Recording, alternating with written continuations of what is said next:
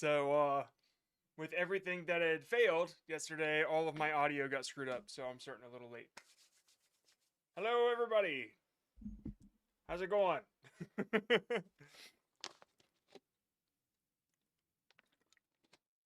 Today we're trying something a little different. I'm doing ultra low latency, so your chat isn't as lagged for me. Let's hope that works. But last time we tried this, it was like I don't know what happened. We had a lot of mistakes, like a lot of like technical issues. So yeah. Oh, volume is a little low. Thank you for telling me. There we go. Yeah, it was pretty weird last time. Like it kept cutting in and cutting out, but yeah, here we go. Camera quality looks really good. Yeah, I changed my settings on my camera. I got sick of looking like a, I don't know. I set it pretty low before because I felt ugly on those days. Just kidding. I'm always beautiful. Okay. All right, so we're gonna continue from where we left off yesterday. Actually, I'm probably just gonna do a very similar start. I just want to adjust this chat so you guys are actually in the video. Bust it up to right there. But yeah, so since yesterday, there's been a lot of hate coming my way on the channel, which like I kind of don't give a fuck because like it's a lot of people. Like here's the main consensus of the hate that comes my way. You sound arrogant now, but wait until YouTube screws you over. Like wait until you get demonetized from YouTube. Like you didn't watch the video. I don't make money from YouTube. So like what are they gonna do? Like I don't know how I sound arrogant when like I really don't know where this is coming from. But like a lot of the people that comment on there that I'm wrong or that that I'm being fake or whatever, I go and I look at their profiles and it's like all AI slop. It's all slop. It's either like ranking or coattail commentary. It's just, man, when people say they try really, really hard and then you go and you clearly see that they're not, I don't know what to say about it. So I'm kind of staying away from the topic as far as like interacting with people that I don't really like. I just don't want to help quitters, you know what I mean? And most of the VIPs, or not most, all of the VIPs, but most of the people in the Discord are not like that. And so I'm just like, whatever. Yep. You didn't join my pity party. Yeah, you know, there's a lot of channels out there that talk YouTube advice that will cover it. And so they don't have to come to me for it. That's for sure. Bow, bow, bow, bow, bow. John is my cocoa melon. Yeah, I'll just chill in my arrogant house here with my. I don't know. I think people feel like I'm like tone deaf on the situation, but it's not. Like if I was trying at the beginning, like. Would I have stopped doing YouTube back in the first place if the rules were changed back then? If it was 1,000 subscribers and 8,000 watch hours? No, I would still be doing it. So I don't really, I guess I don't know. The only people that I see it really affecting are those that were like about to get it and then they think, oh no, but they can still get it right now. They still got like a lot of days to do it. And so I see a lot of people going into vidIQ into the comment section and they're like, I was about to get monetization and then this, and it's like, you still have so much time. Yeah, if you're about to get it, you're gonna get it. So I don't know. I really just don't see it. I DM you on Discord. Don't do that because it'll mark you as probation and you'll get banned. There's a rule in there. That's why we tell everybody to read the rules first. Man, yeah, 173 days to go. Yeah, I don't know. It was nice to see Charlie saying the things that I was saying. You know, it's nice to see a popular dude say the stuff that I'm saying, because I don't see a lot of people covering the, Google's limiting a lot of slop with this. I see a lot of people coming in saying, this isn't going to do anything about the slop. Then I go to their profile, wouldn't you know it, slop. So I don't know. It's pretty weird. Now I can see the arrogance a little bit. Yep. Okay, so oh man, yeah, we still got storms here, but I think we're good on the tornado front, at least for a little while. For those that didn't catch yesterday, I started this stream because I had something I wanted to talk about, and then tornado sirens started about 30 minutes in, and I had to leave, and I left it running for as long as I could because I thought I would come back, but then the power got killed and it stayed off for like 8 hours, and it came on at like 10:30 last night. What was really weird though is that we had half power. So I did some digging to kind of figure out how that worked. And so there are two lines that go into your house that power your entire house, and one of ours got cut out. So the easy to power stuff, like some of our lights and some of our TVs, we were actually able to watch DVDs. That wasn't really a big deal, but our refrigerators wouldn't run, the stove, our air, that sort of thing. And so it was like kind of weird. We had internet, but it was just like really shitty. And I had to, it's really funny, the plug that turns on the modem, I guess it needs 220 or 240 instead of 120. Because that adapter wouldn't work. I thought for sure the adapter's broken because I tried a different adapter, the one that goes into the Ring camera setup, and it did work. It turned on the modem and the internet came on. And so I'm looking at this thing like, okay, so this is busted.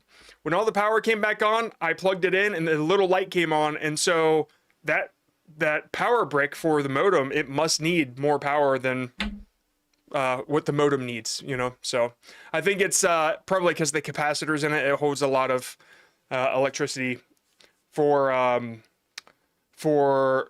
when the lights blink on and off and stuff like that. You don't want your internet to completely cut out, so the little adapter has a little bit of battery for it to run on before if the internet's or if the power's out for more than a minute, then it won't work. But yeah, 220 splits into two 110. Yeah, so that's it. That's exactly what it is. I thought it was 240 into 120, but yeah. We have a kind of funny, our Alexa is from Germany, and we have it plugged into one of those adapters, and so all German power is 220, and so none of our German appliances or anything German would work yet last night. But yeah, what's the time period to achieve 10 million views to keep monetization on? I believe you have until February to do that, to at least get the monetization started. And then you're starting February, you're going to have to maintain that every 90 days, that sort of thing. Yeah. So that brings me to a point that I was covering yesterday. A lot of people were like, okay, so what's the quickest way to monetization then?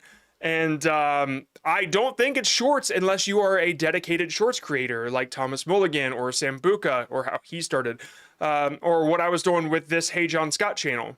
I think if you are very dedicated to shorts, you can pull it off.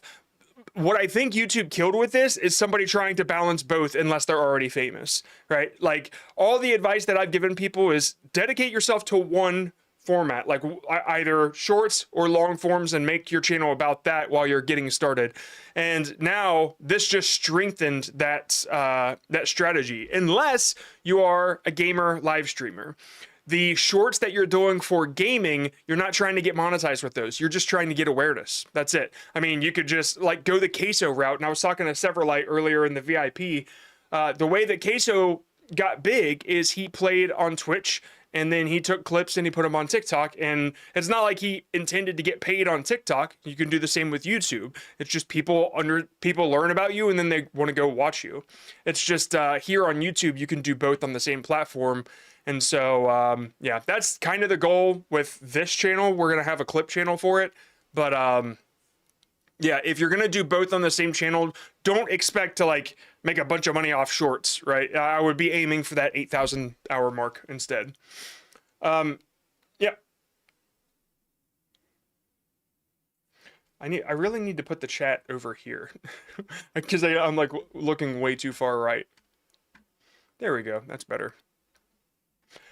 Okay, so with that said, I'm going to do this intro again because we are recording, and top 5 John Scott moments.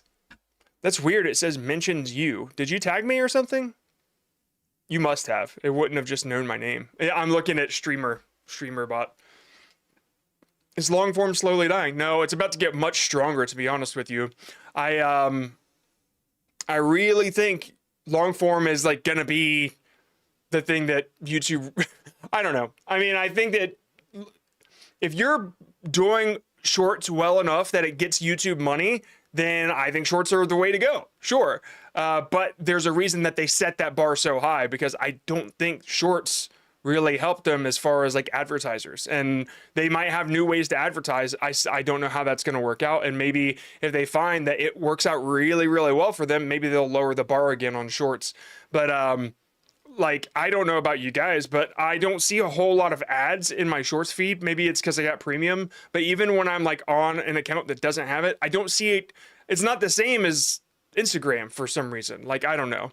And so, anyway, I don't think a lot of people want to advertise in the shorts feed like they do with the reels. So it does make sense that YouTube would want to focus more on long form, but that's just like a theory. I don't really have much to back it up. It just makes sense to me. Reason TikTok doesn't pay well: too much content, not enough money coming in from it. It doesn't get users. It gets users, but it doesn't get money. Yeah, awareness for sure. Should I convert to long form because in animation I could do it? Be possible, right? Because in animation I do it could be possible. I think you still need to like learn your thing, learn what you want to do. If you want to do longer versions, that's fine.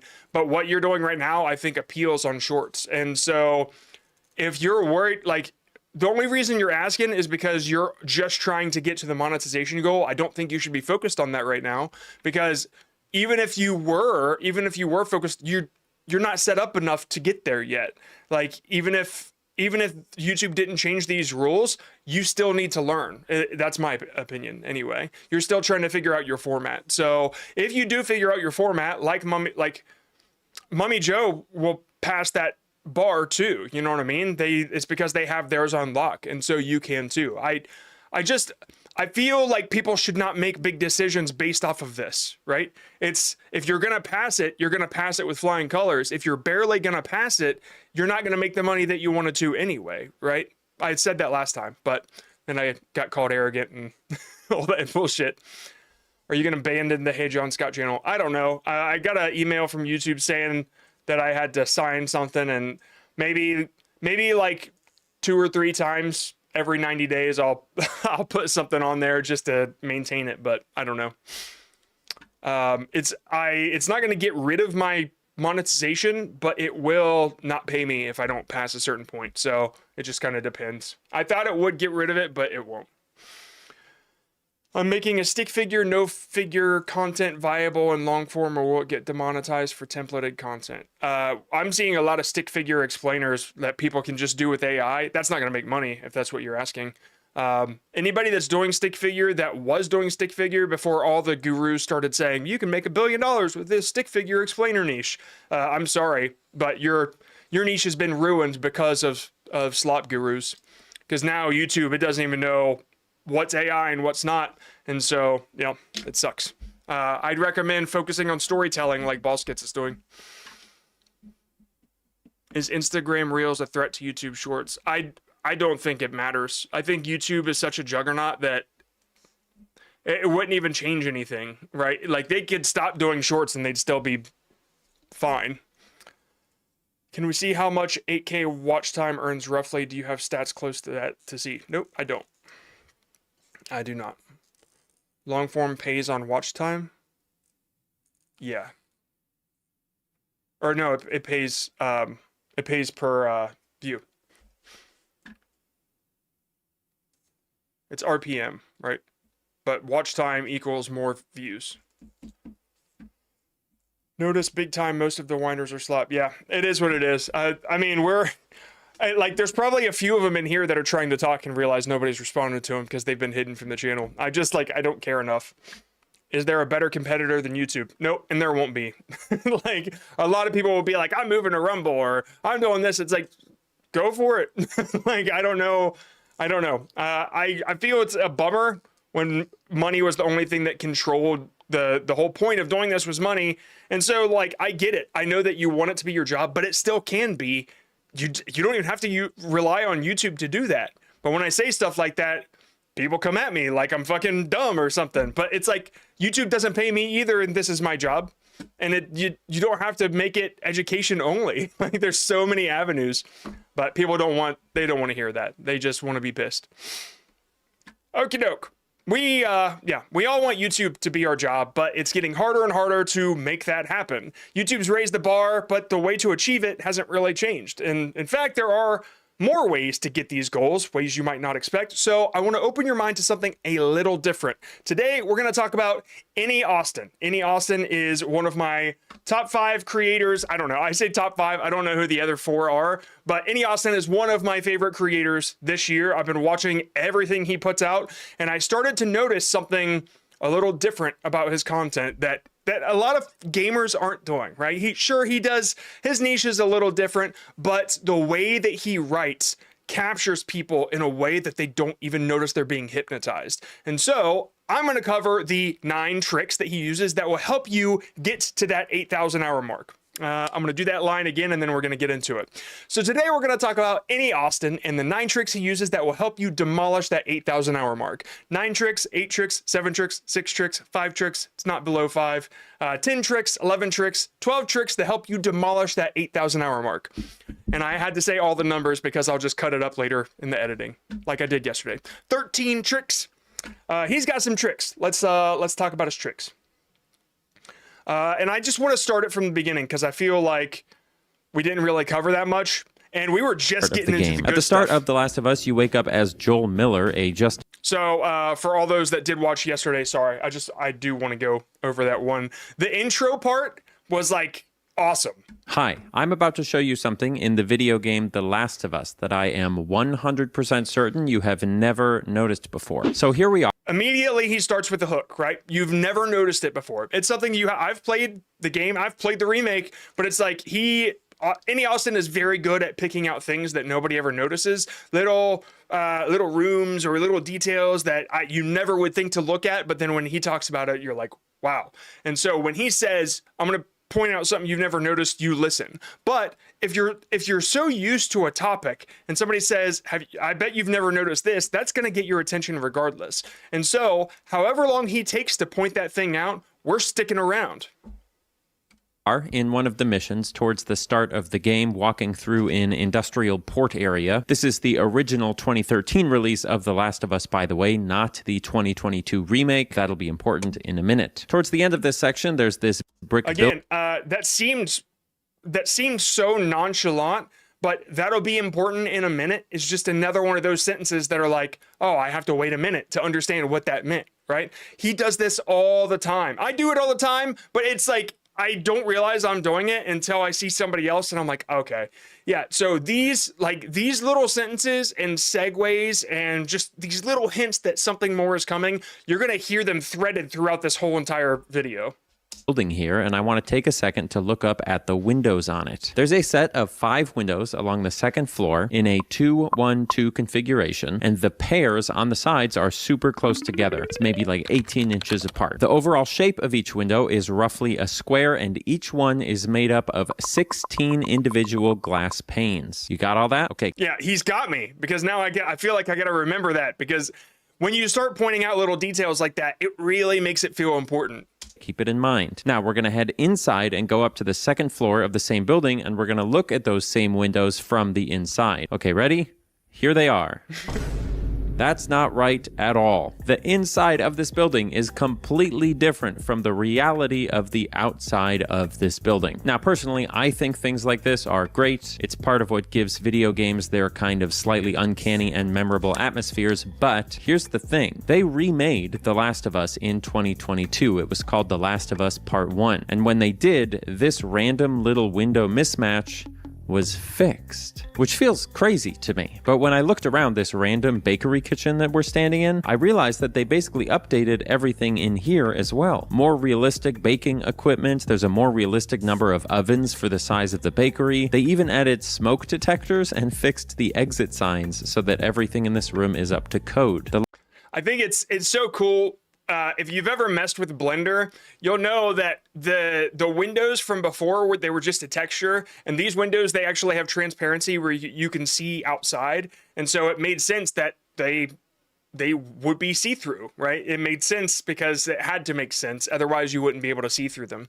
It's super cool. So like that 18-inch mark is like behind Austin right there, because the other window would have been over there. But yeah, I love this. Level of detail they went to with the remake seems legitimately insane, which got me thinking, is it legitimately insane? You know, how many random, inconsequential details did they take the time to go through and fix in the remake of The Last of Us? Okay, so the pointing out things without explaining is just another way to hook you. I'm not exactly sure what he's pointing out here, but it does make me feel like there's a lot to this video, and so I'm going to stick around to see what that is. So I played through the entire original. So it's not just his script writing. He is a script writing genius, and we'll get into that a little bit more. See what I did there? But like the way he edits is also super important, like what you're about to see right here. Release of the game, and made note of 7 hyper-specific details across the game's most iconic locations. Okay, so he has made note of 7 details, right? We've got 7. So we're going to see this screen several times throughout the video, and he's going to do little check marks or X's or whatever on this. And this is something that I forgot what it was called, segmentation graphics or something. I know the way that I learned about this was through Mario Juice, who is now the CEO of Stokes Twins. Let me point something out to you about Stokes Twins. I got 2 videos loaded up here. You can see here's a really, really good example where they show the structure, the segments of the video, but there's like nothing really explaining them, just a little graphic to make you feel like, oh crap, there's a lot here. There's a lot to go through. And so we've got 10 activities to get through, and you can see under me here, hold on one second, right there on the Stokes Twins, there's a little prize at the end. And for those of you that know about my Omega script, that's the bonus part that I always say. And there's a little surprise at the end. Mr. Beast does it, Stokes Twins does it. I don't know if any Austin does it. We'll have to pay attention. I don't think he does, but we'll see. And then here's another one. As you can see, they have, this one is more animated. It goes through 1, 2, 3, and like we're zooming out to 1 and going into 2, and that's just what they do. They go from 1 to 2, then 2 to 3, and any Austin will go from picture up to this picture, from this picture down to this one, to give you this this reminder of where you are in the video. And it just keeps you along, because if at any point you lose your track, you're kind of not feeling watching the video anymore. I do the same thing with most of mine. I do little icons, 1, 2, 3, and my biggest videos have always had some sort of icon to represent what we're moving on next. My very biggest video, it's you'll see the reaction jail, the whatever jail, and it has like a little graphic over it. And so that's what Any Austin is doing here with these little pictures. His is just so much better than mine. And watch this, what he does with the rope, it's just one of those little editing details that I love. We're going to go through each of them. Like, it just falls to gravity after a second. I really wonder what he used to make that. Them one by one to see which things. Like they tighten up as they pull, and then they just kind of loosen. That is so cool.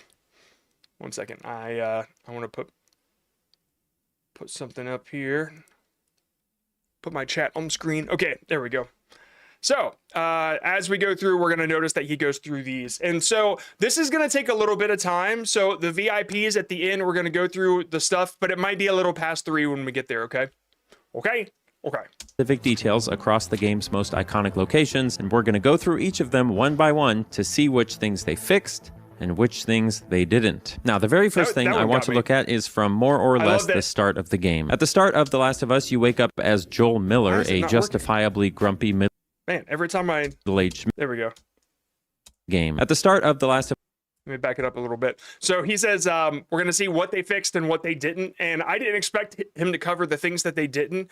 That's like a miniature twist. I don't really know how to mimic that in your videos, but it did surpass the expectation of what he set in the packaging.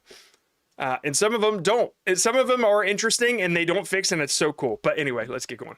Go through each of them one by one to see which things they fixed and which things they didn't. Now, the very first thing I want to look at is from more or less the start of the game. At the start. Okay, so something I covered yesterday, typically when it comes to an intro of a YouTube video, you kind of want to tell the viewer what to expect, right? But Annie Austin does something a little different. He gives a little bit of value instead. His way of giving value is a detail that you wouldn't notice, right? He sets this expectation of these little details that he's going to find by jumping into one immediately. At 9 seconds, he's already into it. He doesn't even explain. He's just like, look at this crazy thing I found. And then the intro part where he explains the structure of the video comes at like 2 minutes. This is something that I've never told people to do this, but now I feel like people want authenticity so much that they're willing to be more patient with stuff like this. I think it's super, super cool. Start of The Last of Us, you wake up as Joel Miller, a justifiably grumpy middle-aged man in the post-apocalypse, and you step outside your apartment inside a military quarantine zone to go run some errands. But before you can run those errands, if you look to the side, you'll see something. A weirdly large number of sports balls scattered around Joel's alleyway. I don't know what exactly caught my eye with these balls right at the start of the game, and after I saw this, I half expected to see balls like this just all over the place. Like maybe these balls are just a default garbage object that Naughty Dog put all over the game, but there aren't any. So something that he's doing here that it's not obvious to somebody it's not obvious because it's value that he's offering, which is his opinion, his insight on the topic. But when you write a script, you might feel the need to, okay, here's the thing that I'm talking about. Got a hair freaking out here. Here's the thing that I'm talking about, and what you expect comes right after it. Like what you want. Okay, so here's the before, here's the after. But what he does is he gives you the before, and then he talks about it and he elaborates on the situation. Like I don't know what caught my attention about these balls, but I'm super interested. Blah blah blah blah blah. And then eventually he's gonna tell you what happened. But when you just put the before and after right next to each other, then you're not building tension. You're not building up that question. And that's what he does so flawlessly. Couldn't find any other instance in the entire first chapter of the game where they had these balls, which means that, as far as we can tell, someone is hoarding them all inside this little alleyway outside of Joel's apartment. So, what did they do with the sports balls in the remake? Did they get rid of them? Okay, so this is it's so genius, and it doesn't seem like it's genius. What did they do with this? Did they get rid of them in the remake? He is restating the entire purpose of the video, and I'm pretty sure he does that in every single time it comes to the question, he restates the purpose of the video. Honestly, I think he probably didn't do that on purpose, but it is so important to do that. And you'll see somebody like Mr. Beast restate the purpose of the video every time they get through a task. It's like, is this going to make them the $1 million, or are they going to fail like that person? It's like people need to be reminded why they're watching. And so the pictures, the segmentation graphics, and then like restating the question is super helpful. It's getting boring. Didn't fucking leave. Find out. So I came out of Joel's apartment at the start of the mission, and I immediately turned left to look on the couch, and you're not going to believe this. They took them out. They took out all of the sports balls. This is so funny to me because it means that some developer at Naughty Dog had the same reaction I did, which is they played through the game, because they're working on remaking it, and they saw all the balls, and they said, why the hell are there so many balls in this alleyway? And then they decided to remove them because it didn't make sense, even though it was just like some random, unremarkable background detail. But maybe even funnier is that they did actually leave one. There is a single soccer football in the corner here, so they technically kept the spirit of the original location intact, but they changed it from this strange little subconscious footnote into something.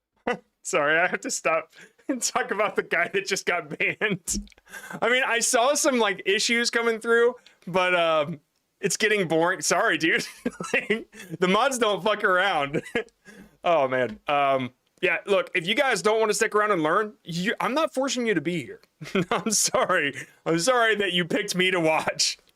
Unremarkable background detail. But maybe even funnier is that they did actually leave one. There is a single soccer football in the corner here, so they technically kept the spirit of the original location intact, but they changed it from this strange little subconscious footnote into something that fits the environment well enough that your brain probably wouldn't even register that it was happening. Absolutely incredible. It is. I love this stuff, man. He has this one, like, what do the power lines connect to in Grand Theft Auto?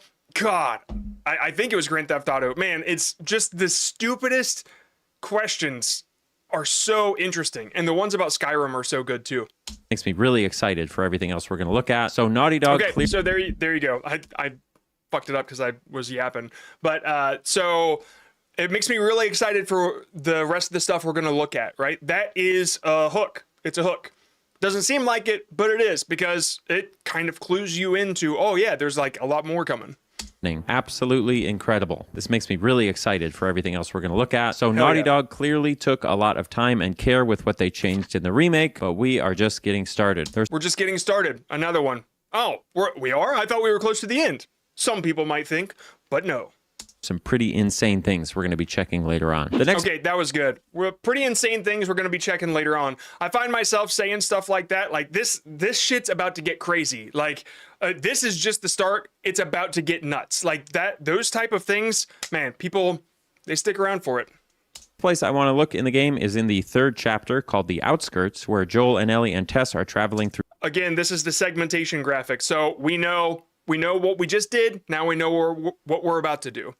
We know what we just did. Now we know what we're about to do. I wanted to redo that line because it would annoy me in the edit. Through downtown Boston to try and reach the Fireflies when they stumble across this building. This building is a real building in Boston called the Old State House, and it's a really, really old building that has a museum inside of it. You actually get to go inside of that museum later on in the game, which is super cool. And no, none of the exhibits or paintings in that museum are real-life objects. I checked. But what we're concerned about is the outside, because there's something wrong here.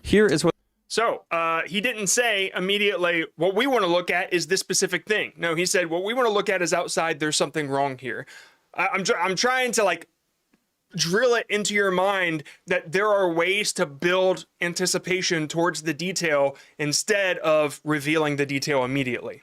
What the Boston State House looks like in the original version of The Last of Us, and here is what it looks like in real life. No offense, but it ain't even close. They got the tower thing on top right, but the little round windows aren't there. The ornamentation around the clock is totally wrong. The balcony thing is the wrong material, and it is way too wide. At first, I thought that it could be because the architecture of the building might be copyrighted, so they couldn't just put it in the game without paying some kind of licensing fee, which... So, that this whole copyright architect tangent that he's going on, it's not really what you're wondering about, right? But it's like it's not stalling either, because it's adding to what he's talking about. It's like adding insight, adding opinion, and so you want to know like what they changed, what they didn't, but he's gonna take a while to get there. He's doing it on purpose.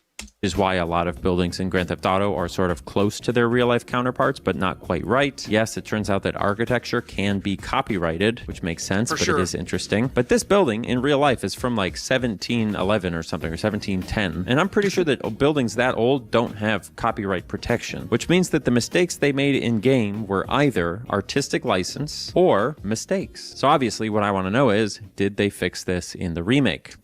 Reminder. Did they make it look like its real-life counterpart? Let's find out.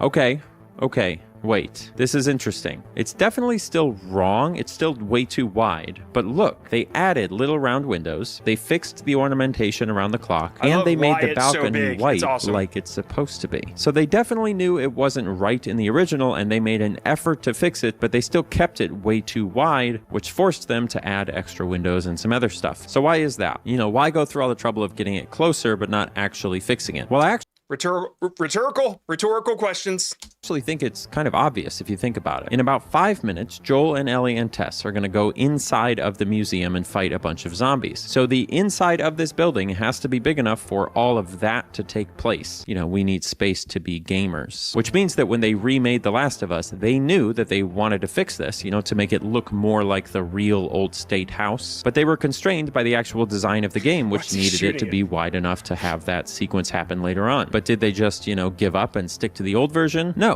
They still put in effort to redesign the outside of the building and get as close as they possibly could without ruining the game part of the game. I think that's kind of incredible. I came into this thinking that The Last of Us Part 1, the remake, was just kind of like a reskin of the original game, but it really is starting to feel like they remade the entire game from the ground up, like thoughtfully, which they did literally say is what they did in the marketing of the game, but I didn't believe them. Anyway, so the Old State House is another win for Naughty Dog. We're gonna have to start making these harder, and I'm happy to say we will. I'm also Okay, there we go. Sorry, I stopped it too soon. 1 second.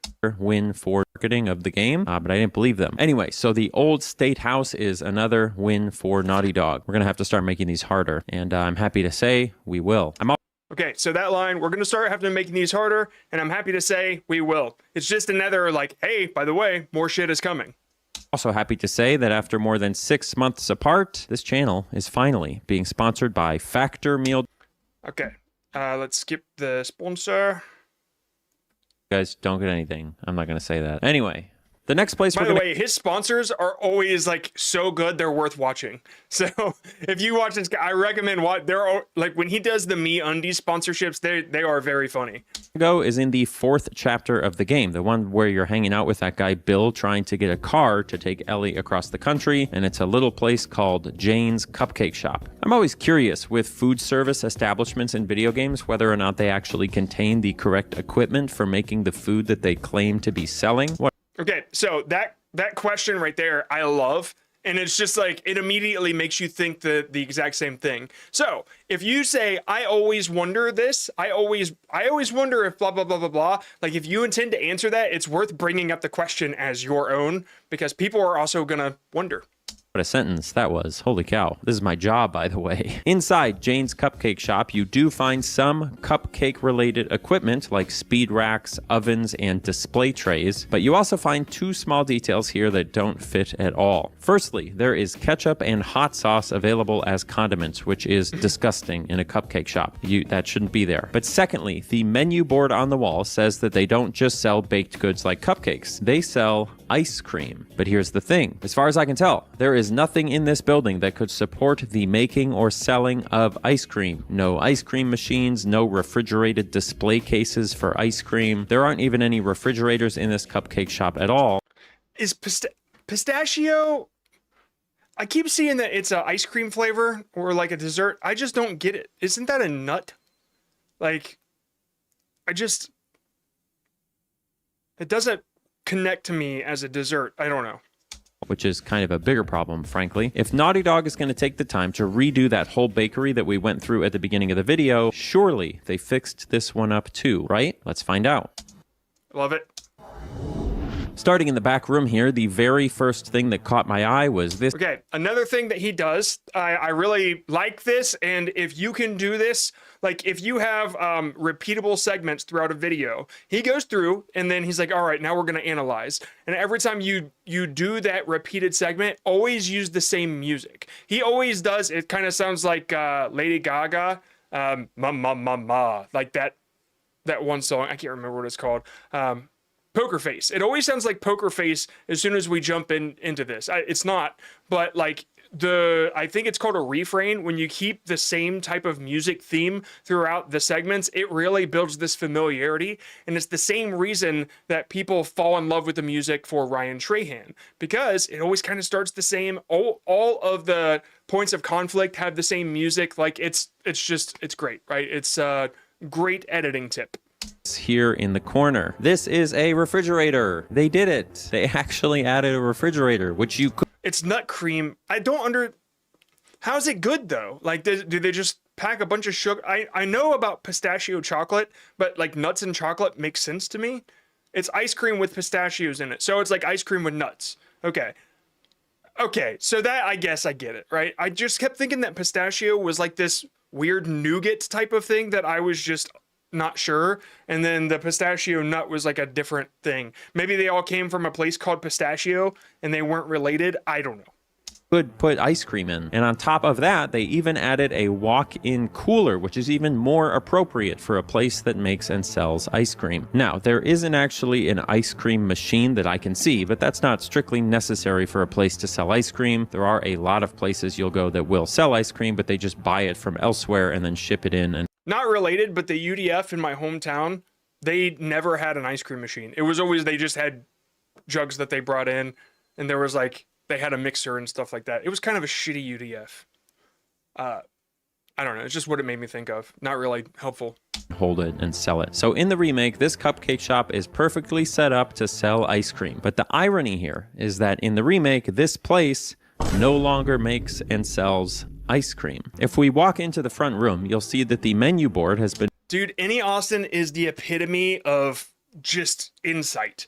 These little observations. I mean, I hope we can all do this with these types of things. Like really diving deep into a subject that nobody else is willing to do, to find these little things. Like it's such good second screen material that I really think it's the future of YouTube. When we're all just trying to get to the 8,000 hour mark, like your own observations, your own insights, people want that. They don't want something that AI just shit out for you.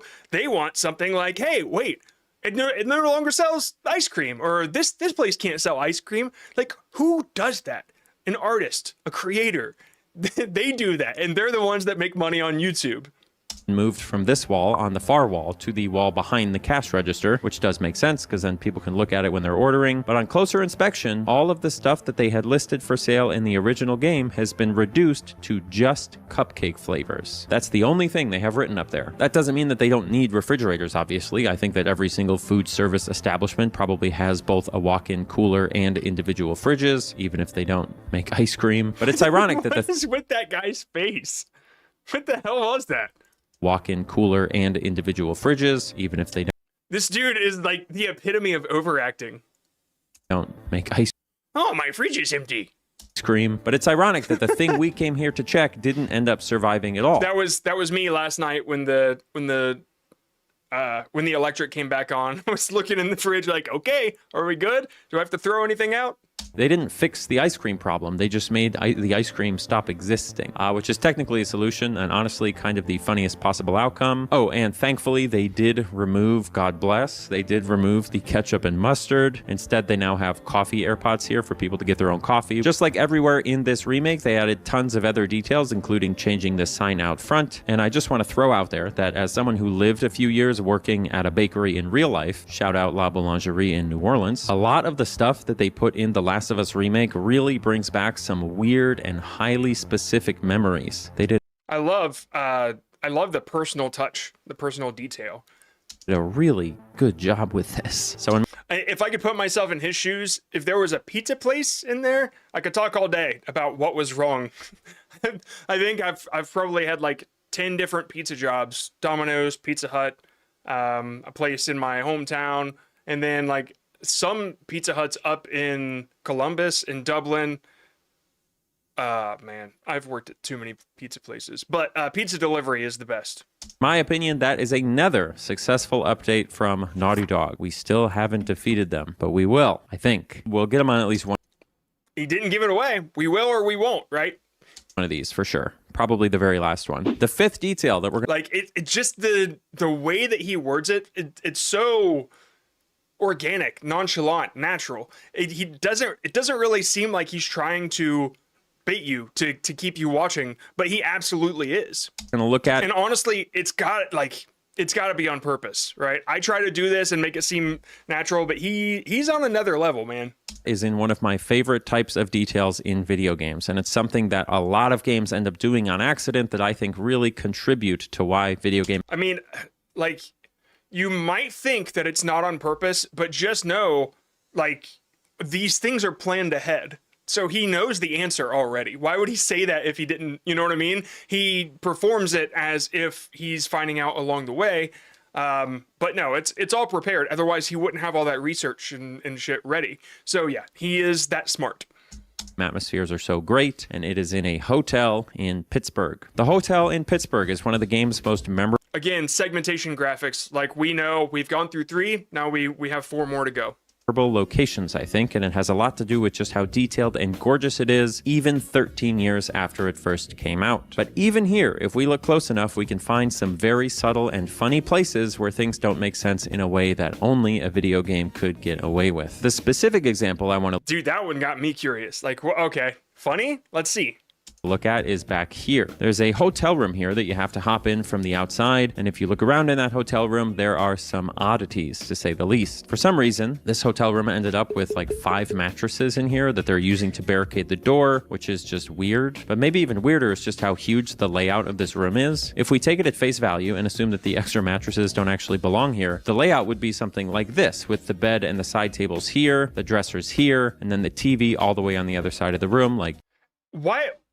Just awesome. Chef's kiss. Like, why do this, right? Why go the extra mile? But like, this is why people love him. It's why as soon as he posts, it gets millions of views. Like, just these little things to make your content better. 8,000 hours my ass. Will the stream stay on the channel when it's over?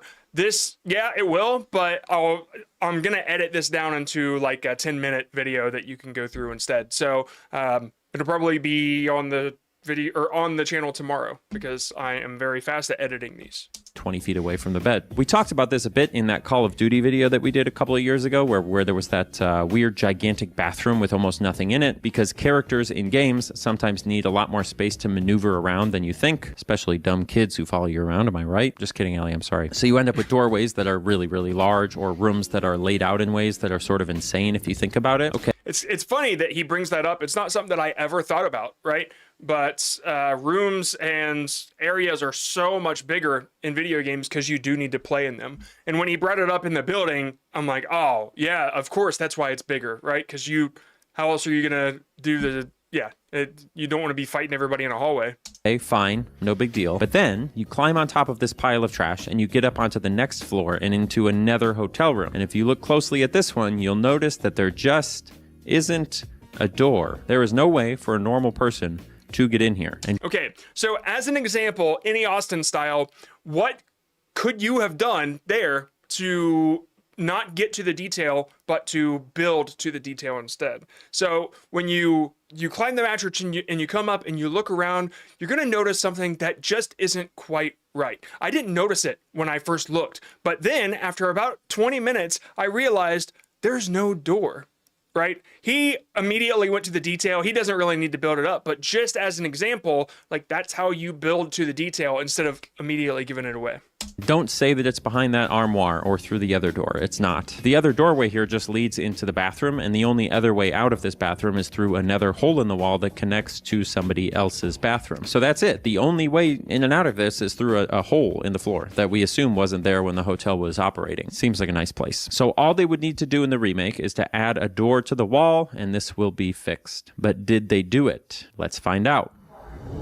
And I didn't realize this until just now, but he always leads with that line. Did they do it? Let's find out. And I think that repetition, you're going to start to feel the same way that the music does. And so if I'm right, the music should start now. That kind of sounds like Lady Gaga's Poker Face.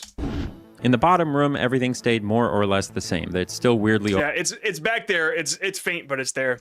Bum, bum, bum, bum, bum, bum, bum, bum. Oversized, still barricaded with an unreasonable amount of mattresses. No changes there. But on the second floor with the missing door, which is really what we're curious about, guess what? There is no change. It is all exactly the same. All they had to do was add a door, and they didn't do it. This is really cool to me because it kind of shows just how little actual realism matters to making a space feel realistic, which The Last of Us Part 1 undoubtedly does. The goal here was just to make you feel like you were weaving through a decaying hotel. And as my high school economics teacher used to say, there are many ways to skin a cat, and none of them involve perfectly realistic hotel rooms.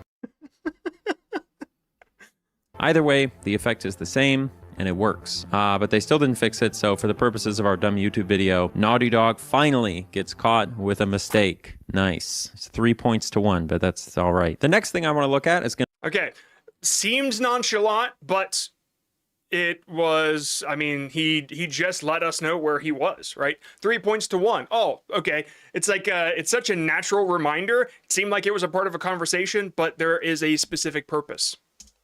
going to be in a chapter called The Suburbs, which is one of my favorite sections because it lets you There's one in here that's at nighttime that I love, and I think it might be the very last one, but it's worth getting to because it's so interesting. walk through a variety of really normal houses. Not unlike that one mission in Modern Warfare 2 where you fight a war inside of a McDonald's, being able to That's, oh my god, I remember playing this and being like, I feel like I've played this before. This feels so familiar, like some other game. Now it makes sense. go through a regular old suburban neighborhood in the post-apocalypse is a good shortcut for helping the player really picture what it might have been like if this actually happened. You know, maybe regular old isn't the right adjective because this is actually like a super nice neighborhood, but whatever. Now, the thing that caught my eye in this area is something that's painted on the front of most of the houses here, which is this mysterious X symbol. These symbols are officially called urban search and rescue markings, but you might have heard them called X codes or Katrina crosses after their prevalence in the aftermath of Hurricane Katrina in This is what makes them awesome. Just these things, man. You leave learning something. This is awesome. For me, this was also a point, break the pattern from good, God, bad. Good, bad, so you don't know for sure. Yeah, if the next one's good or not. Yeah. So typically he goes through all these things, details and such, but to make it more of a competition in this one, I think was really, really smart.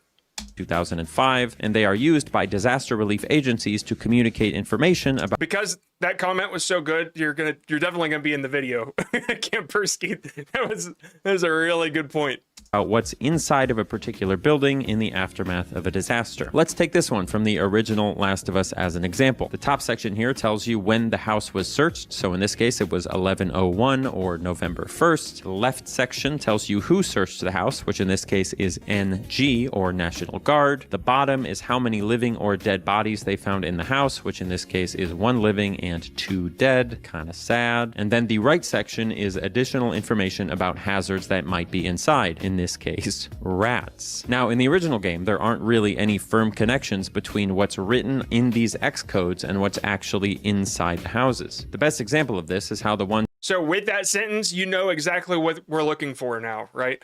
I don't think that was on purpose, but it does. I mean, it's nice that it works that way. Because now I'm wondering, oh, okay, in the remake, are we going to see 2 dead people or whatever? Are we going to see rats? That sort of thing.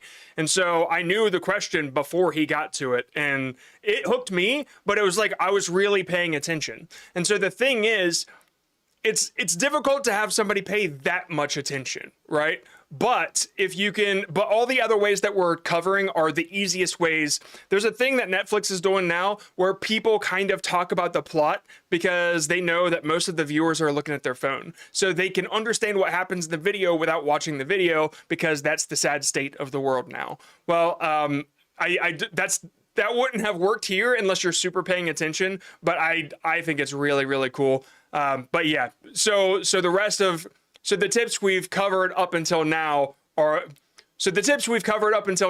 like the Netflix type of tips, but that one I really, really love. That line I really, really love. that say rats don't actually have any dead rats or other rat-related evidence inside of them. It's just a regular post-apocalyptic video game house with supplies and open cupboards and whatever. So as far as the remake is concerned, that's kind of what I want to see. Did they add anything in these houses to further deepen the environmental storytelling of the X codes? Let's find out. The first thing that seemed clear was that and the music, all right? That, like, it's nice to know that that's exactly what he did, and he did on purpose, right? The music, refrain, repeated music for the certain segment, so cool. codes themselves didn't change from the original game to the remake, which means the question becomes whether the interiors of Something that's weird, and this is not about YouTube, but the color looks different, like worse to me. It looks more bland. Is that on purpose, or is it like what he's playing on? At some point in this video, he says that the color in the remake is more balanced, but like to me, it just looks less saturated. I mean, it's higher quality, but does anybody have any insight on this? On like, is the color better? It just seems less. I don't know. I mean, I guess it fits the vibe more. But when I look at them side by side, I'm like, I almost kind of want the more colorful one. But maybe I'm a layman. I just don't know any better, you know? The houses have changed at all. The first house I searched was one that listed Because it does look good. 4 dead bodies and something called 01 in the hazards area. I couldn't find anything online about what 01 meant, so I just headed inside to see if there was anything that stood out to me, and there definitely was. The house got some pretty awesome upgrades in the small details, including fixing weird little layout mistakes that makes the space feel a lot more grounded. And there's one detail in particular in this house that kind of blew my mind, all the way down in the basement. This ping pong table. Seeing this here in the basement was like getting shot in the back of the head for me. And it might just be me, but I don't think it is, and I'm going to try to explain it to you. Every white person, and probably plenty of other people who grew up in early 2000s America, but you know, I can only speak for my guys, all of us had a friend with a ping pong table that was set up just like this in their slightly creepy unfinished basement. It was almost always situated right next to a pillar of some kind, just like it is here. It was on a concrete floor 3 feet from the washer and dryer. I have been Dude, it is uncanny. It is so crazy how on he is. My cousin had the ping pong table right next to the pillar in his unfinished basement. It is like, it's so crazy that how true that is. And I'm white. in this basement. It is uncanny how good this basement is and how much of an upgrade it is from the first game. I mean, look at this comparison between the basement in the original and the basement in the remake. What an insane glow up to this basement with the placement of Man, now seeing it back to back, I kind of get the color thing. And Kampersky, you saying the lighting, it makes sense. The remake of Last of Us used PBR rendering model, which meant they had to overhaul the lighting. Okay, because it feels more real. It feels better. I don't know. Like I had to ask. the water heater and the ping pong table and the lighting, but none of this has anything to do with those X codes that we pointed out at the start. You know, there is no evidence of rats here, for example, or evidence of whatever 01 means in this house, unless it means What's in his hair? It's their hair clips. I don't know why he does it. I'm sure that there's a story, but he always has like a bunch of hair clips shoved in his hair. By the way, he is a great musician. He makes some really good music. Yesterday, I had one of his songs stuck in my head before the tornado came. that there are 01 ping pong tables in the basement, maybe. And as I look through the rest of the houses in this neighborhood, unfortunately, there was nothing in any of those either that was related to their X codes. Lots of small little changes, but no additional environmental storytelling. So as much as I want to give them a point for the ping pong table in the basement, I'm not gonna. Which means, bam, we got him again. On So he should be reminding us where we stand, I would think. to the next one. Our second to last stop on this journey is a personal favorite because it has to do with a gigantic piece of electrical Maybe not. Guess not. infrastructure called Tommy's Hydroelectric Dam. For the most part, this place in the original game is a really fun, albeit not perfect, representation of a relatively low-power hydroelectric dam along a river in Wyoming. You've got the dam itself here that you can see from down below towards Damn, the that start of looks the good. mission. There are intake chutes that you can see from the top, which bring water in to spin the turbines. There's some kind of internal pump or exciter motor here in this side room. Just lots of individual parts that you would expect to see at a hydroelectric dam. Do I know what any of these things do? No, I do not, but they're cool. Look, I know. I love the green screen where he like jumps around on each cut like he's walking and you know that he's editing, but the thing that is on the green screen, it stays still. His whole vibe, his whole style is so cool, and his drop shadow. What it is, I don't know how it does it. But there is one specific detail that does seem odd to me. At some point in the mission, Oh. but these things do. Just a little tip for anybody that wants to do stuff like this. I think including your own version of this perfectly matched. I don't know if he meant to do this, but it did give me an idea for a little hack. Okay, 1 second. No, I do not, but they're cool. Be at a hydroelectric dam. Do I know what any of these things do? No, I do not, but they're cool. Look, I know what it is, I don't know how it does it. Okay, so imagine that you are writing your script and you've got a line from a game stuck in your head. If you like kind of sneak in your own version of that line in the script, then you know you can slam that little clip right after it, and then people would be like, "Oh my god! Like he said the thing that was actually in the game. That was perfect," and nobody would know that you planned it. I just think that that's really cool. I don't think that that's what he did, but that's a really nifty. Yup. But there is one specific detail Nifty idea. I don't know. I just disassociated there.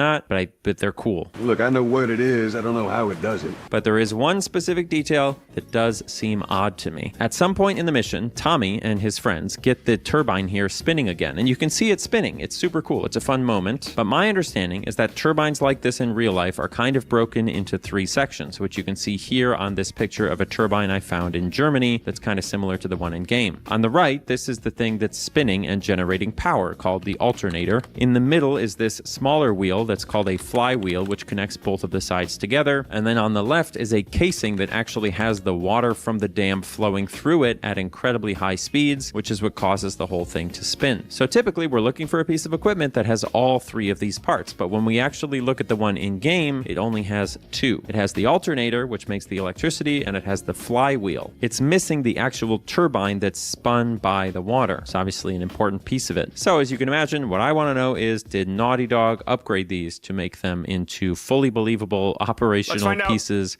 of hydroelectric infrastructure? Good luck. Oh, One of the first things I noticed when he didn't say the thing. I feel bad that he didn't say it. Is the music playing though? I walked through this area in the remake. Okay, at least that's familiar. But if you're at 20 minutes, you're watching the whole thing, so it doesn't matter. Actually gave me a lot of hope, because take a look at this. Who researches this stuff for him? He must have a giant team. No, I think he does it. He doesn't put out a whole lot. Like, it takes a while to do this stuff, right? I honestly don't think that he has anybody on his team. I think he's just one of those savants. We can look at what is his output. I think it's like once every couple weeks, which makes sense. Yeah, 4 weeks, 1 month, 1 month, 2 months. But when it says 1 month, it's like it could be 6 weeks, 7 weeks. It doesn't matter. So yeah, I think that he does it all himself. He's just very, very good because of his output. His output doesn't need to be high when you're getting millions of views per long form. I mean, that's paying his rent and whatever. And he's getting, like, he's probably pulling in a lot from sponsors too. So it's not just the YouTube money. Into fully believable operational pieces of hydroelectric infrastructure. Good luck. One of the first things I noticed when I walked through this area in the remake actually gave me a lot of hope, because take a look at this. They actually updated the water intake blades on top to not only be much more detailed, but they also added a specific piece of signage stating clearly that this is a water intake system, which clearly demonstrates some level of knowledge of how this dam is meant to function, which makes me optimistic. But let's actually get into the turbine room. At first glance, the whole thing looks almost exactly the same, albeit the color balance is a lot nicer and it's easier to parse, and the room itself has a way more believable old building feel. But if we come around to the backside, where we might expect to see that additional axle spinning, that additional piece of equipment, there isn't anything. This is more or less the same half-finished turbine as in the original game, which means that unless I'm totally misunderstanding how a turbine like this functions, unfortunately, they were not updated to become in. So, Any Game would love to be a sponsor. It's like a test for them, but you can't spot our mistakes. That would be funny. They test him. Like, hey, can you see if any incongruencies in our copy? The same half-finished turbine as in the original game, which means that unless I'm totally misunderstanding inconsistencies, that's the word I meant, how a turbine like this functions, unfortunately, they were not updated to become insanely accurate representations of a hyper-specific piece of electrical infrastructure.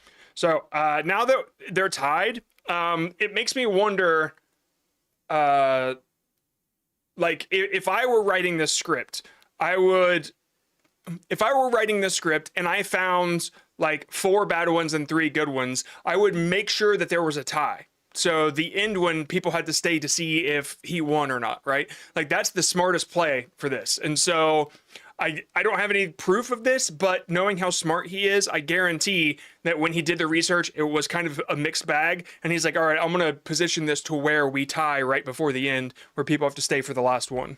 Sure that nobody would notice except for us. Oh well, that's a third strike. Okay, it all comes down to this. I didn't plan this, by the way. That I didn't plan for it to be tied, okay? But this last place is the tiebreaker. He's too smart for me to believe him. You know what I mean? So it all comes down to this very final one that I want. But he's also too authentic to lie. And so that's I don't know. Want to look at. And unfortunately for Naughty Dog, it is probably the most obscure and complicated one. Sorry, guys. This one's really, really good. In the final real mission of the game, the one where you're fighting through the hallways of a hospital, there's a part towards the beginning of the mission where you can go outside. The mission is set at night, and I noticed that when I looked up at the sky, I wasn't actually able to recognize any of the familiar Northern Hemisphere constellations that I do in real life. I think you know where I'm going with this. Now, I'm not an astronomer, so I wanted to make sure that I wasn't just being dumb. And so I used the Last of Us wiki to figure out exactly when and where this mission takes place, which seems to be the night of April 28th, 2034 in Salt Lake City, Utah. And then I looked up what the sky is actually going to look like on that night in that place, which I have a picture of here from Stellarium. Now, in the game, you can see the mountains in the distance from the roof of the hospital, and those mountains are on the east or southeast side of Salt Lake City in real life, which means that we're... If I were him, I would definitely have saved this one to last. Like all that detail and research, I really think either the best insight you have needs, the very best one should be first. But if you have a reputation like him, then you can manage to put it as last. So let's say you've got 4 things that you want to talk about in your video, but there's one that's like significantly better and more interesting. There's more value, there's more education, it's awesome, right? You can't wait to talk about it. Put it first. Make it the first one, because odds are people will leave unless you do that, right? Especially if you're new. Always put the best insight first. He can do whatever the fuck he wants, and I'm glad he saved this one to last, because it leaves you with a holy shit, this guy did this. But yeah. Looking at roughly the northeast to southeast quadrant of the sky. And as you can see, there really aren't any shared constellations or objects between the real sky in April 2034 and the sky in the game. Now, the only thing here is technically we don't know exactly what hour of the night the game takes place, but we're not done yet. So Stellarium is this app on your phone that you can point at the sky and figure out where the stars are. And there's you can download a lot of details just like he talked about.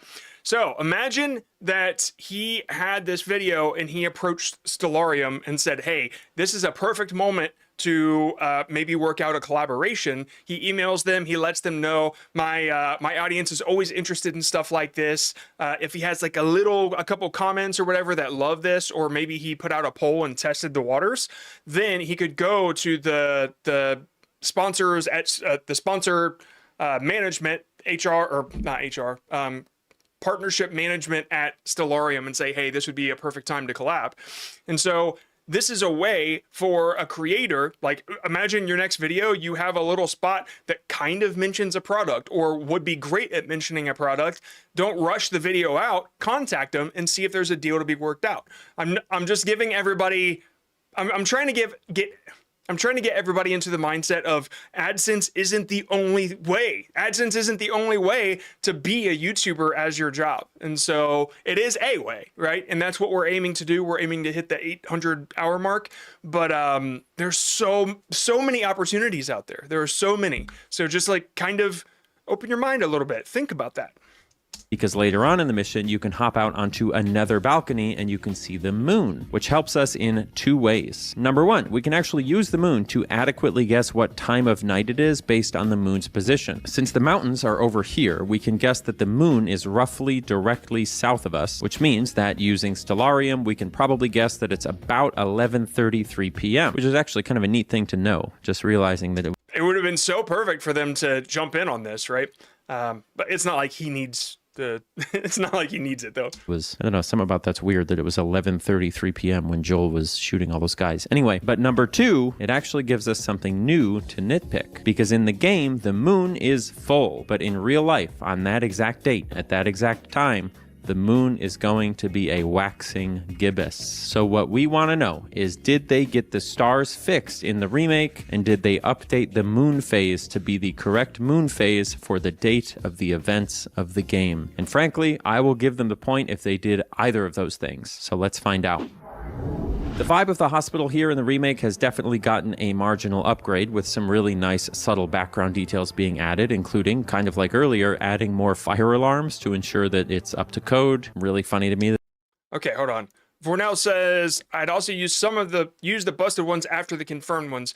I think he does two, and then he has one that's busted or whatever. I really like the way he did it, because for the exact reason you're saying, but he just did a busted a little earlier than you're saying, I think. Yeah, for that reason, because it keeps people interested. That's what Kampersky was saying earlier too, and I totally agree. Making it a little competition made it so much better.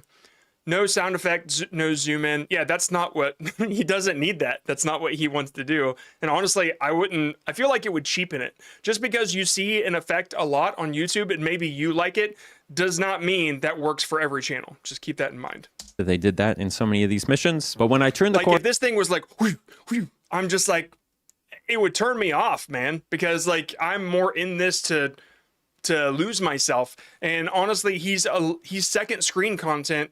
And so if I'm constantly hearing phew, phew, ding, blah, phew, like it's not second screen content to me anymore. Like what I'm making right now, I feel like is okay second screen content, but the single videos that I do that are like 4 minutes, because I'm just trying to get details at you as fast as possible, I feel like it's not second screen content. So you kind of have to meet people where they are. to jump out onto the balcony, I immediately saw. Okay, let me back it up, because this is the moment that you guys want. Definitely gotten a marginal upgrade with some really nice subtle background details being added, including, kind of like earlier, adding more fire alarms to ensure that it's up to code. Really funny to me that they did that in so many of these missions. But when I turned the corner to jump out onto the balcony, I immediately saw something that didn't make sense. Okay, did you hear it? He didn't immediately tell you what it was. He said, I saw something that didn't make sense. Not, I saw the sky and it was blah. He built it up. He builds up the detail before he reveals it. It was raining, and when I got outside to look up at the sky and see what they had done with that beautiful... This is storytelling at its finest, right? You build tension. You don't immediately release it. Still starry night skybox, they had massacred it. It has been completely replaced with weirdly bright overcast skies, bringing with them moody rain to help match the emotional climax of the game. And if we go out onto the other balcony where we saw the moon, it's all the same. All we get is a weird bright patch of sky.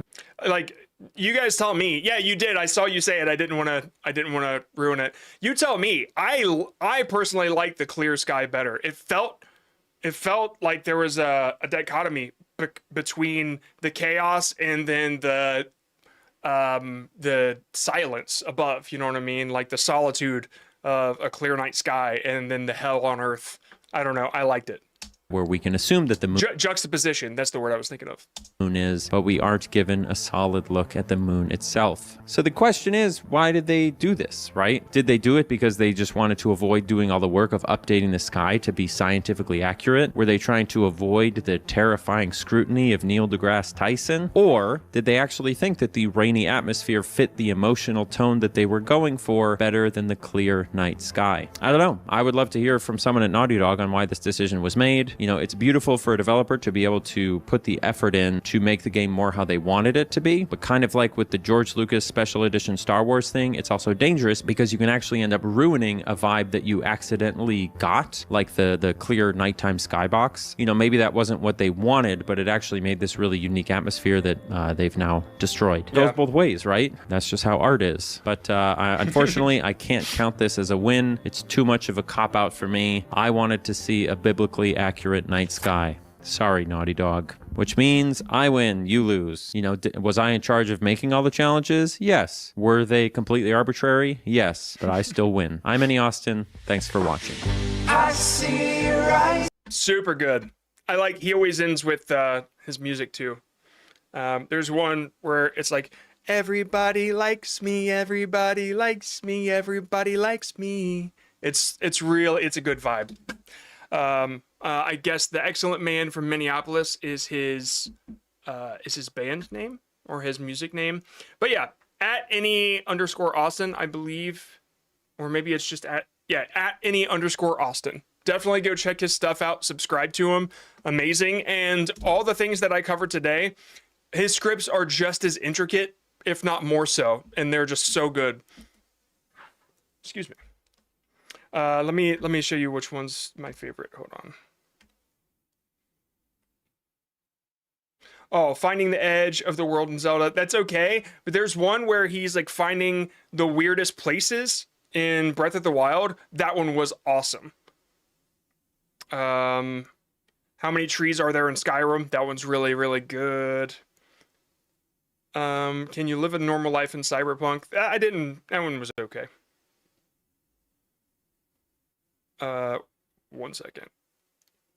Are the rivers? Oh, when he goes into the rivers, that's always awesome too. Are the Witcher 3's rivers realistic? So he tracks them back to where they start and where they end. That one has a really weird situation in it.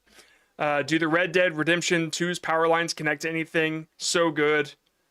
Hold on. Weird little places in Mario Kart's world. Is the water drinkable in Wind Waker? Man, I gotta find... Yeah, the most boring place in Tears of the Kingdom. Dude, that one is so good. I recommend watching that one. And then, where do Red Dead Redemption 2's rivers come from? God, he's got so many good ones, man. I think that one was the first one. Do Grand Theft Auto 5's power lines connect to anything? I think that was the first one I saw, and I've been hooked ever since. Yep. So, amazing creator, at @any_Austin. Go check him out, subscribe to him. Donate to his Patreon if he has one. He sure does. I don't know if I'm joined or not. I guess not. I pay for like 2 people's Patreon, Jack Films and Van Nysat. But I'll add him on there. Okay. So, let's take a moment. I'm going to go use the restroom, and then we're going to get to the VIPs, okay?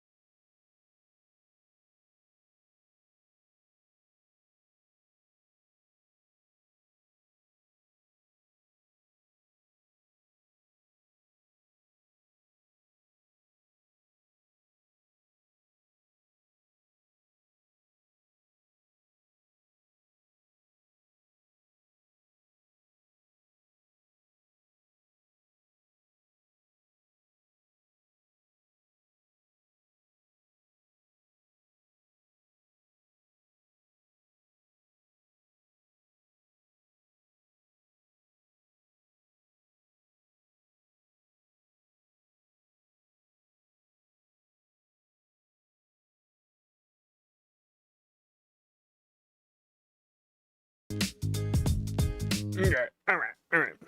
Let me do my end screen real quick. How do I? Which one am I pointing to? This one covered a lot about scripts. Oh, you know what? I got the Omega script. I'll just do that. No question. Yeah. There's no question that Annie Austin. Nope. Hold on. Annie Austin is obviously a genius at script writing, but there's a couple things that he didn't cover in this that. Obviously, Annie Austin is a genius at script writing, but there's a couple things he didn't do in this video that I cover in this one right here that will help you reach that 8,000 right here. That will help you reach that 8,000 hour mark. Yeah. Okay. Obviously, Annie Austin is obviously a genius. Annie Austin is a genius at script writing, but there's a couple. Okay. Yeah. This is exactly how I record. So let me feel it. Annie Austin is a genius. Clearly, Annie Austin is a genius at script writing, but there's a couple things that he didn't cover that will help you reach that 8,000 hour mark, and I talk about it in this video right here. Clearly, 8,000 hour is a genius at Austin. Clearly, Annie Austin is a genius at script writing, but there's a couple things that he didn't cover in this video that I cover in this one right here that will help you reach that 8,000 hour mark. Click it to talk. Click it. Fucking click it. Click the damn thing. Clearly, Annie Austin is a genius at script writing, but there's a couple things that he didn't cover in this video that I cover in this one right here that will definitely help you reach that 8,000 hour mark.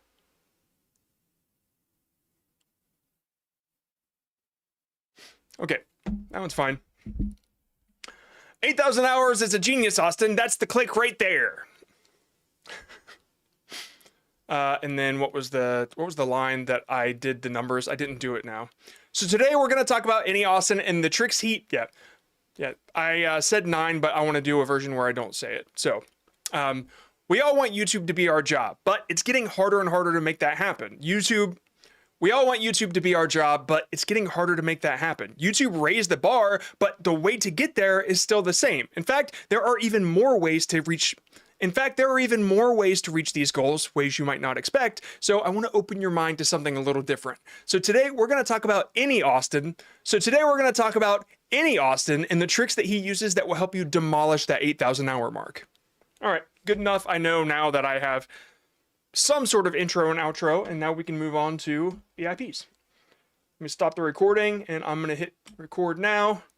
And that way we can jump to them. Let me let everybody know in the VIP that it's time.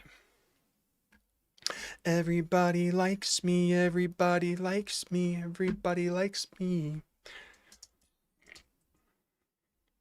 VIP, doing live coaching channel right now. Excuse me. Okie doke. Let's roll over to the live coaching. I can close these tabs. These tabs, I have had open for like the past 2-3 days because I kept wanting to make those points, and then we had the tornado yesterday. Double pit, you did it. Okay. Yeah. I just wanted to make sure that they're not missing it. I'm sure they are fine with it. All right. So Wednesday long forms, and then just in case people submitted short form, roll over to those two.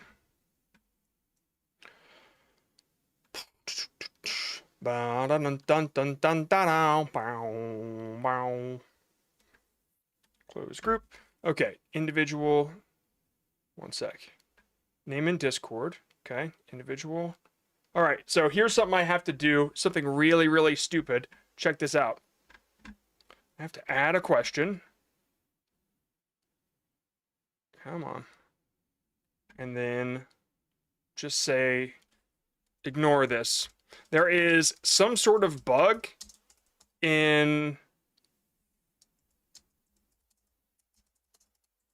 the forms that will not display the top question for whatever reason. You can see it says Rondo here, but it should say ignore this. That should be the top question because I just added it into the questions, right there. But it's not. So Yeah, I don't know. I don't know what the deal is, but that's why I wasn't seeing your guys' names last week. It's just not showing the top question for me. Very weird. All right, let's back it up. Oh, that was weird. My headphones just cut out. Sever posted on 8/5, and I don't remember how long ago was that. That was last Wednesday. Okay. Gruntmeister 8/11. All right, we start with Gruntmeister, and then 8. Anything after 8/9. 8/10. Modestus. No, anything after 8/10. That's what it was. We did that. I'm just looking at the bottom here. 8/10. Okay, there we go. So we got one short. I had people asking if they can do shorts because they missed the Monday, and so I just want to make sure it's there. Will, just let me know if I'm missing anybody, okay? And let's get started. So, Gruntmeister is the first one. He's got a lot of thumbnail stuff here. Double whammy. I've added 2 thumbnails where I took creative liberties to turn the puke of the animatronic green. Turn the puke of the animatronic green. Oh, okay. This thumbnail should be paired with a title like, I visited the weirdest theme park in the world, or this is the weirdest theme park in the world. Okay, I get the angle. Weirdest theme park. If you search and you see those titles, weirdest theme park, then like, let's make the title more specific to your situation. Like, this animatronic attacked me, right? Like something that was like a dynamic occurrence in the video might help a little bit more if this doesn't perform at first. Just something to consider, because if other people have the weirdest theme park in the world title, then we just got to think of a way that makes you stand out. For instance, all of my competitors are talking about YouTube monetization changes, and I said creators are quitting because of this, right? Like I'm just trying to make sure I don't do everything that everybody else does. Yeah, so creators are quitting because of this YouTube update is what I said. So let's take a look at the intro first. 1 second.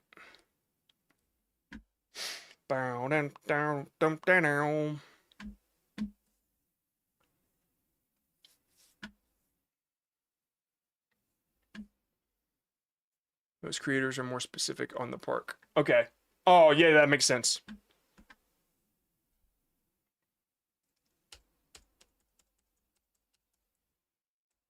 Yeah, it makes a lot of sense, especially if they are.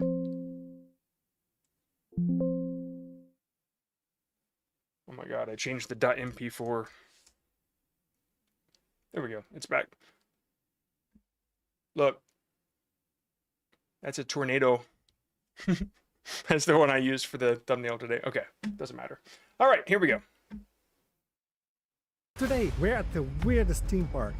Okay, you know what? That's a solid start, especially if you immediately meet that expectation. Good job. Good job. Today, we're at the weirdest theme park in the world. How weird? Well... What? Oh my god, dude. Even the rides are not normal. And the day took a turn for the worse, because with one coaster left to right... So let's get started in what I thought would be the most normal part of... Okay, so I love the start, but imagine that somebody hovers over this. The second shot needs to be something that makes them want to click, right? I mean, we are a second in. You start, it's okay to show your face at first, but like this second part needs to be the guy spitting or the guy throwing up. I would pick the throw up, especially if you use that in the thumbnail, right? So that needs to be the second shot, because people that are scrolling through YouTube, they hover over it. It's got to be something different, got to be something crazy. And that shit got a reaction out of me, but this doesn't, right? This shot doesn't, the shot of you doesn't, this one doesn't, because I can't really see anything. I don't understand it. I get it now, and I'm sure in the video with context, it makes a lot more sense. But yeah, the way that this built up, I really love that. And I really think that should be like your second shot. Very, very good. Okay, solid start. Let me take a look at the thumbnails. Let me just download them.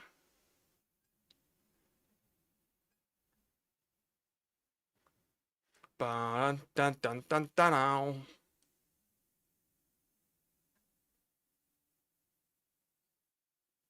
Did I not?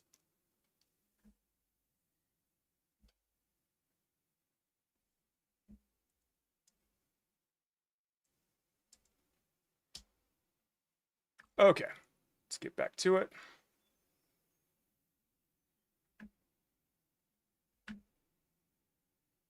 Okay, all right, so here is one, what the F, all right, dude puking, and then this other one is just without it. And so looking at this, I'm like not exactly sure what it's about. If there's like no title, I get that it's about a theme park, and so the roller coaster kind of clues into that.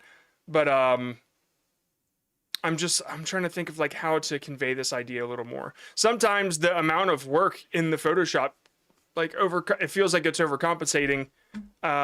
If you took an actual image of the guy throwing up, and it's like, and it said, "This is for kids?" ?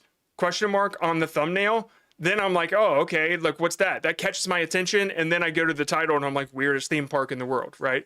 That sort of thing. And so in that circumstance, I wouldn't even be on the thumbnail if I did something like that. So that's the kind of thing that I would try to aim to do. Right now, you are conveying the idea, but I don't necessarily know if it's... You are sort of conveying the idea. I don't necessarily know if it's creating as much curiosity as I'd want it to. I had difficulty with the second and third shot last bit. I went wide for establish, but yeah. Not for kids. Not for kids. Yeah, I guess it's fine if like you see something that's bad and it says not for kids, sure. But if you say this is for kids, then that makes the viewer assume like, whoa, that's supposed to be for like there's more tension built into it. But yeah, that's the kind of thing I would do, especially if it's a theme park, you know. This is for kids, something along those lines. But if there's a way to establish that shot in its natural space, or you could AI build the space to make it a little bit more clear. Yeah, anything like if I put this on the right third, right, and then on the left I had text and it said, yeah, I would, originally I was thinking weirdest theme park or something like that, but that's not as grabby as like the reason it's weird, right? The reason it's weird is like the kids angle. That's really the only thing I could think about.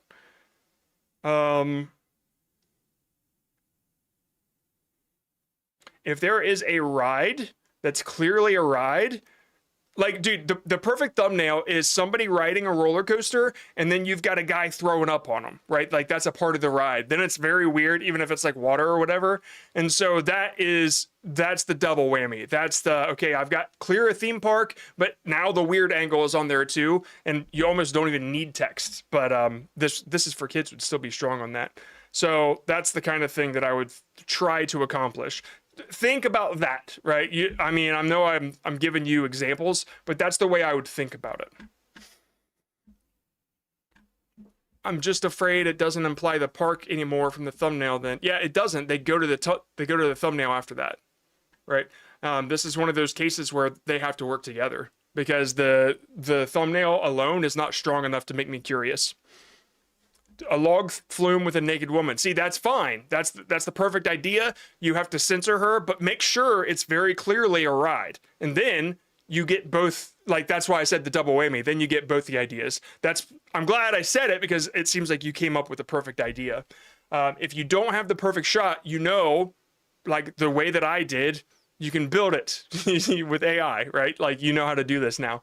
And for anybody that is a VIP that doesn't know what I'm talking about, if you go into the VIP tools and go into the VIP area and you scroll down, there's this video where I built a thumbnail for him, for Gruntmeister, right here, thumbnail design, and I take you through the entire start to finish process, and that's available for all the VIPs. If you want to be a VIP, go to realcreator.community.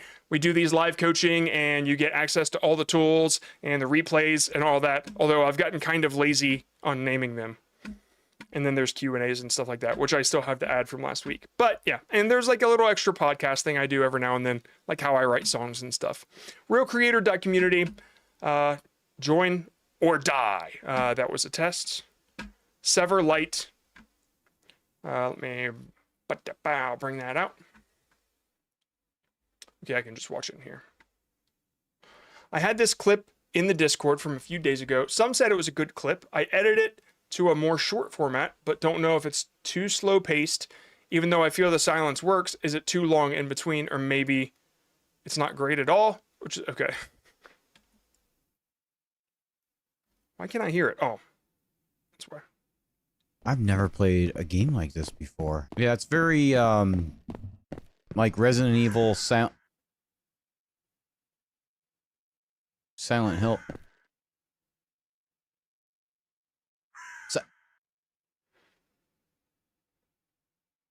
Silent Hill like. Okay, so right after the third call, I already understand what's going on.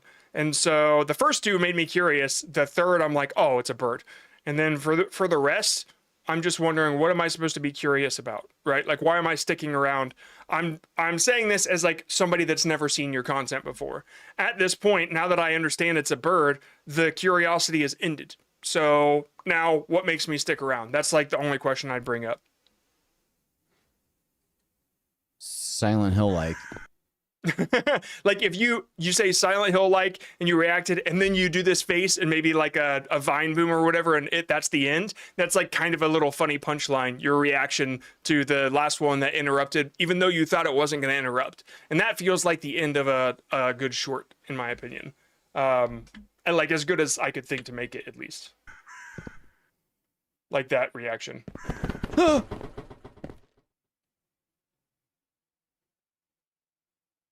Yeah, and then the end I probably wouldn't have kept on there personally.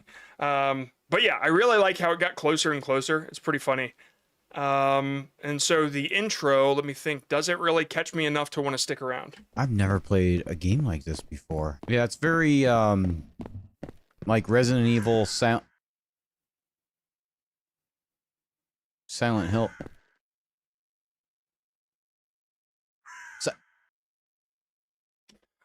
You know, I don't know if it takes too long to get there, but I would like to hear a version if like, I don't know if I have the time to do it, but if you have a version that has like tense music in the background, because I didn't understand it was a bird at first. And so that created the curiosity. What was that? What's he waiting on? Right. And then it happens again and you're like, oh shit. It almost feels like you're afraid of something. But yeah, I don't know if the music could help or not. I don't know. I would try it and see what other people say, but that's what I got for that one. And I just closed it like a fucking asshole. Okay, moving on to the shorts that I closed. And then I'll get to like some Q&A in the chat. Command & Co. This one, oh, Break Room Daily. You here? I saw you. Yeah. From today. And then 810 was from, I can't remember if I saw this one. So let me see. I did. I looked at it. Okay. All right, Break Room. Let's take a look. So the pivot is slowly taking place. My last video hitting 60% stay to watch over time and breaking through 1500. Okay, that's good. This one, however, never got meaningful push into shorts feed, assuming it could just be timing. Too late. I didn't feel it was slow or boring. Slow, okay. The last video is a bit more evergreen. Is that this one or talking about another one? Let me take a look. Here's how you watch today's solo clip without... Okay, so man, it's such a bummer what AI has done to anything drawn. Because now I don't even know what to trust. And I feel like a lot of people feel that way. Here's how you watch today's solo clip without going blind. In 3 simple steps. Step 1. Yeah, I assumed AI when I first saw it with that picture. $0, cut away the edges. Step 2. Take some tin foil. Dude, yeah, this right here, when I saw that, I'm like, oh great, another AI explainer video that I'm not going to watch. So just letting you know that yeah. Grump said there might be some shorts. I looked, there weren't any. I looked in the long form. I was at the end of it.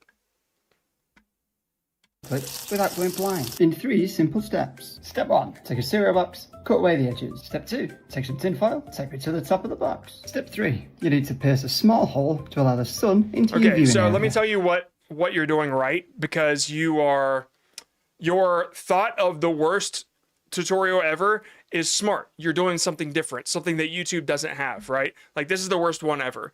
But it has to be like kind of obvious from the beginning, like why, right? Why are they sticking around? If you started with, if you started at a doctor's office and you're like, I followed this stupid tutorial on YouTube or something like this, or you point at somebody and they're like, somebody followed my tutorial and they ended up at the hospital. But the reason is really bad or whatever, but the reason is really dumb. And now people are curious, what kind of tutorial was it? Why are they at the hospital? That sort of thing. I'm not saying you have to do that or make it up. I'm saying that your approach to being the worst one is something different from everybody else. So, smart idea there. But you are teaching people how to look at an eclipse, and that is like, there's a plethora of this tutorial on YouTube. So I don't know how different it is from theirs.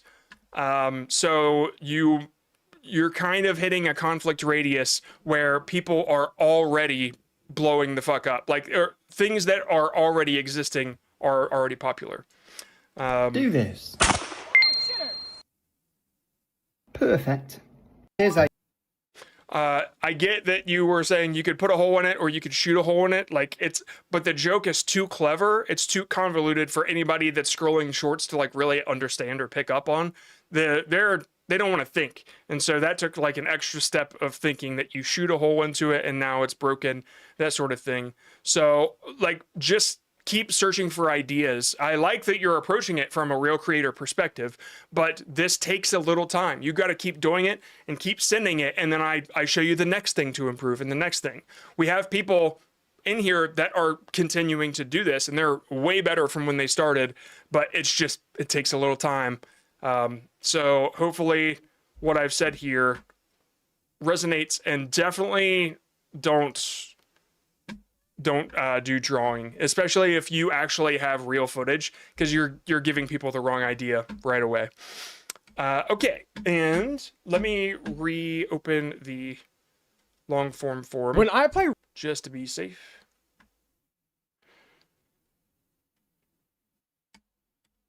There was only one that was from Severlight back on the 5th. Yeah. Okay. So nobody in there. And that's the last short. I guess that's it for today. I'm going to, how many people we got in here? Somebody tell me the view count.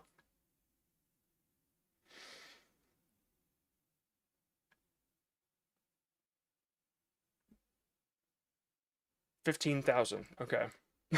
I opened and I saw H3 and I'm like 15,000, 26. Okay. Okay.